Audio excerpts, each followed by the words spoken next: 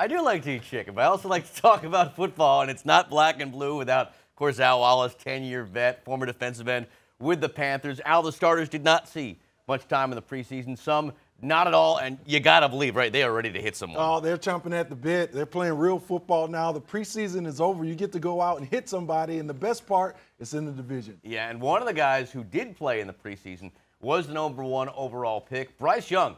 He's arrived, folks, and he is ready to lead the Panthers back to the promised lands. A lot, though, riding on his shoulders to turn this thing around. But that, of course, the pressure that comes from being the overall #1 pick. And since coming to Carolina, he has lived up to the billing, earning the respect of his teammates in the locker room, not just with his constant improving play on the field, but his leadership qualities, too. Not only is Bryce Young QB1, but you can call him captain, too. Something that I really take a lot of pride in. It's a huge honor for me, and obviously there's responsibility that comes with that as well. So, I'm excited for that challenge, and I don't take that lightly, but it's definitely a huge honor. And Young joins 5 other Panthers who have been voted by their peers to wear the captain's patch this season. The other 2 on offense are longtime captain Taylor Moton and wideout Adam Thielen, who just joined the squad this offseason. On defense, it's yet again Shaq Thompson and Brian Burns, who we're going to talk about later. The special teams patch wearer, Johnny Hecker. But Al, Young showed some limited action in the preseason this year. Just 14 of 24, 129 yards. First off, though, were you surprised that he was named captain? Yeah, not surprised, because when you draft the guy, #1 overall, he comes in from Alabama, and he proved he was a leader. So you knew the guys in the locker room, the veterans, the older guys who've been there, instant respect for who Bryce Young is, the way he goes about his game and his processing and his preparation. So I'm excited for Bryce. I think he earned it. Now, Atlanta struggled against pass-happy teams last year, but they've improved, and you throw in the fact that Young is a rookie, first time out. That said, what kind of game are you expecting today from him? I think they're not going to be afraid to open up this playbook for Bryce Young. They're going to allow him to go out there and operate in this offense. Now, we want to see Miles Sanders. We don't know about the offensive line in the running game, but when you have the #1 overall pick, I think they're going to drop the handcuffs. They're going to let this guy throw it down the field. A lot of questions going into this one, but this is a fact. The NFC South, the first division since 2002 to begin the season with all new starters than the ones that kicked off the season last year. Our starters, Carla and Gabe, rejoin us now from Atlanta. All right, thanks, Mike. Yeah, I love that nugget. And, of course, Bryce Young is a key. Well, Freddie, the Falcon is ready. Are you? Time before the storm inside Mercedes-Benz Stadium. Panthers and Falcons predicted by most sports books to either finish second or third in the NFC South. But winning the division certainly not out of reach, and will likely take winning the division just to get the postseason. There's nothing more gutsy than playing when your long-term future is up in the air. That's currently the case with star linebacker Brian Burns. He wants a new and long-term hefty deal with just 1 year left on his rookie contract. He has not gotten that yet, or at least gotten an offer he's happy with. After not taking part in practice in either Monday or Tuesday with what Frank Reich described as a personal matter, Burns was back on the field to finish off the week. There's no official word yet if he'll suit up against the Falcons, although he did travel to Atlanta. His head coach has been through this situation before at previous stints. Listen, I mean, we all know how this works, right? I mean, I've been in this business for 30-some years, a player and a coach, and understand that, there's a player perspective that we all have to respect, and understand that player has to do what he has to do to get what he needs to try to get. We also, and that's important, and I understand that we love and respect Brian for that. I also understand that there's a business side over here, and the business side says that if the player's under contract, he's expected to play. Burns did ink a deal for 4 years, $13.5 million back in 2019. Then, 3 years later, the Panthers exercised a $16 million option, and that brings us to today. Burns, after 12 sacks and 59 tackles, felt he deserved more when the negotiations began. But Agent Zero made it clear he wants to be there for the team, full participation in camp. And, of course, as you look at the timeline here, the worrying began on Monday and Tuesday. Did not practice, did return to finish out the week. First off, Al, obvious question here. Does Brian play today? I think he goes out there and he plays for the team. We heard it early in training camp.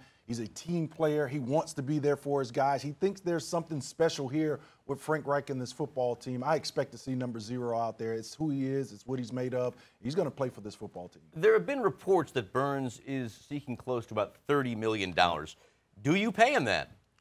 Pay the man. Pay the man. He is worth every penny. And you can look at production, and you can try to compare his numbers to Nick Bosa and the rest of the top edge rushers out there. It doesn't matter. It's about his value to this team. And they entered into a gentleman's agreement in October when they did not trade Brian Burns away.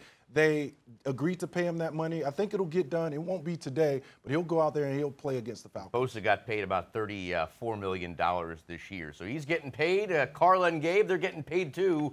They're in Atlanta, breaking down this one, a 1 p.m. kick between Carolina and Atlanta here.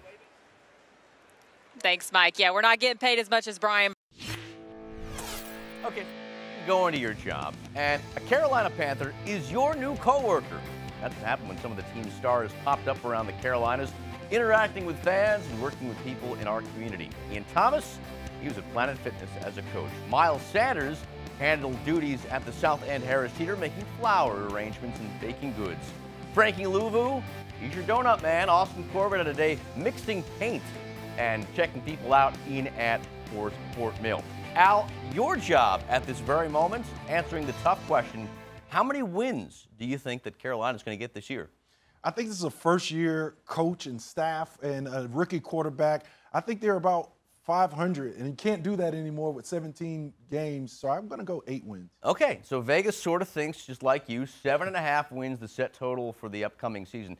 The catch, if they go over, it's plus 105. The under is what forecasters are calling. So that begs the question, what about today? Well, DraftKings Sportsbook has Carolina as a 3.5-point underdog. Remember, you automatically get 3 points for being at home. So, kind of a toss-up. How do they feel about Bryce Young? You take it out here. His TD passes are set at 1.5 with the over paying out 180. If he's got 2 in him today, it's a good payday for bettors. Miles Sanders, interesting, as Grace Grill said, has not played in the preseason. He'll get his first snaps in a Carolina uniform. Rushing average set at 59.5. He has been known to break off a few during his time in Philly. If the defense can keep Bijan Robinson specifically under 70 yards on the ground, that's also a nice money bet at even money. Vegas also has set Hayden Hurst at 20 yards receiving today. If you watch the preseason, one of our favorite bets today, here's another. If Justin Houston can notch 1 solo sack today, your bet will pay out plus 175, meaning you bet $100. The payout is $275. Al, after all that, which of these bets is the most appealing to you? Yeah, look at a rookie quarterback, week 1, on the road, hostile crowd. I'm not going to bet that. I think Bryce has a good day, but 2 seems like a little bit much. I'm going to eliminate the running backs. We haven't seen them in the preseason, so I don't know what we're going to get. I'm going to go with the veteran, Hayden Hurst. I think he comes up with a big day. 19 seems like an easy accomplishment for the tight end. He's going to be Bryce Young's favorite target today. I'm going to go Bryce Young. I'll take that bet. I feel confident in him. Carla, Gabe, what do you guys think? I'm going to have to agree with Al. I like the Hayden Hurst bet, but also the Miles. This moment.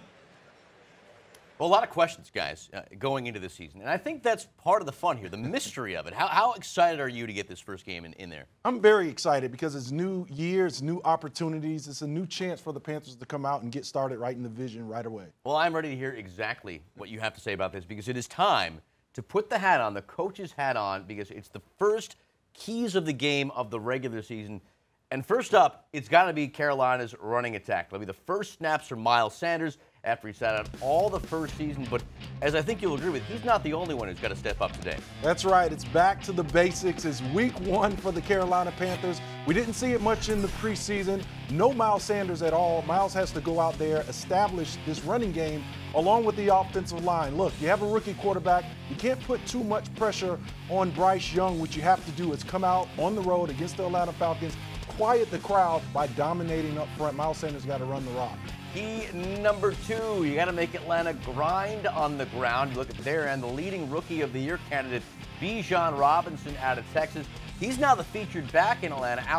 you got to want him to prove his worth against the Panthers' new 3-4 defense. Let's see it, Coach Bbkl, this 3-4 defense, the big guys up front. I'm calling all defensive players. We can't allow Bijan Robinson to come out here and start his campaign of Rookie of the Year. Make him grind it out. There's a new quarterback, Desmond Ridder. He's essentially a rookie under center. You got to make this team stretch this field. You got to make them grind it out, put together a drive. I don't believe they can do it. So I'm excited to see the big guys up front for the Carolina Panthers. Big Derrick Brown do some work, slow down Bijan Robinson. All right, third and final key, one you've heard on this show for years and years. I'm excited about it. Say this line.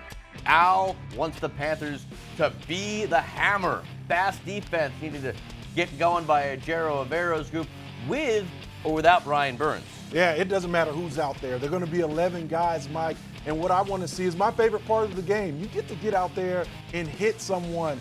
Be the hammer, not the nail. Establish who this defense is going to be for Bbkl, and that starts with punishing football. Create an identity.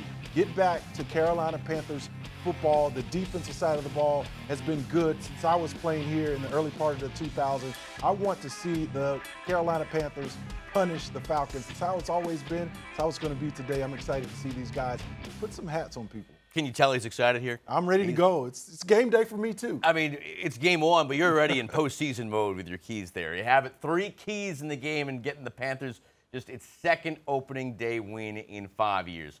Let's send it back down to the ATL where the Panthers hope to give the Dirty Birds an L. Gabe and Carla? Yeah, that would be the goal today. And of Earlier this week. Hayden Hurst, what a story. And you know how some guys, they're just destined for greatness the moment they pick up a football, kind of like you, right? Not quite. Not quite. All right. Well, then there's someone like Panthers tight end Hayden Hurst, who Gabe just alluded to. His journey to the league was just as unconventional as it was inspirational. Without question, Hayden Hurst knows exactly who he is. What you see is what you get. I am who I am. Price quickly to Hayden Hurst. For most people, it's a level of confidence that usually doesn't come overnight. But for Hurst, it was one night in particular that changed everything. I made a bad decision, tried to take my own life, and that was really kind of the turning point for me. It was the culmination of years of struggle and disappointment. It started after high school, when Hurst set out to pursue his first love. Minor league baseball is different. You know, you go through the bus rides, you're going the same thing every single day for 142 games. It's a grind. Eventually, though, that grind caught up to him. Overwhelmed by the pressure of making it to the bigs, Hurst started struggling, and soon he'd lose his grip, both figuratively and literally. Hands were shaking, hands were sweating, and I couldn't even play catch on a foul line. He turned to drinking and ultimately away from baseball. Amazingly, he'd quickly pivot to football, where at 21, he found a spot as a walk-on at South Carolina. The diamond was behind him, but as he soon discovered, his demons were not. That stuff doesn't go away. You don't just not have depression or anxiety stuff anymore. You find ways to deal with it, but unfortunately for me, it followed me to Columbia. And so it was on that suicidal night in 2015 when everything came to a head. That night, though, Hurst decided he was going to reclaim control of his life. In my mind, I had my first childhood dream ripped away from me. Just kind of told myself, I made a promise. I was like, I'm going to exhaust all resources. I'm going to do everything I can to make sure football works. Clearly, everything turned out okay. Hurst is entering his 6th season in the NFL and first with the Panthers. But these days, football isn't his only passion. 5 years ago, he established the Hayden Hurst Family Foundation, a charity that specializes in mental health awareness. I have a bit of perspective, so if anybody wants to talk to me about anything, I'm an open book. He's now touching more lives than he is scoring touchdowns, all the while never forgetting the unconventional and inspirational journey that made him who he is today. Mike Lissette, Black and Blue Kickoff Live. All right, now you mentioned that first-year coach in Frank Reich. He was 0-4-1 when he was with the Colts in first games of the season. But I'm saying that doesn't matter. I'm going with Panthers in this one. I think Carolina didn't show us a lot during the preseason. They got the element of surprise. I think Bryce Young's going to start slow, then come through when they need him. I say the final's going to be 20-10 Carolina. Carla, Gabe, what do you think?